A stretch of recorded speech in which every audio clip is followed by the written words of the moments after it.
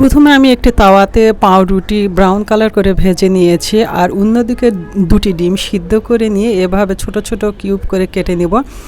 আর অন্য একটি বাটিতে আমি মেয়োনিজের সঙ্গে হোয়াইট পেপার, সামান্য চিনি, টমেটো সস অ্যাড করেছি। এবারে আমি সেগুলো ডিমের সঙ্গে মিলিয়ে নিব, আর তারপর পাউরুটির উপর এগুলো বিছিয়ে দিয়ে শসা দেব। আর আমার মনে হয় বাচ্চারা এই নাস্তাটা খুবই পছন্দ করে। বাচ্চারা কেন, এটা কিন্তু আমারও খুব পছন্দের একটা নাস্তা, কিন্তু খুবই অল্প সময়ে এই নাস্তাটা তৈরি হয় এবং আমার মনে হয় সব বাচ্চারা এই নাস্তাটা খুবই পছন্দ করে।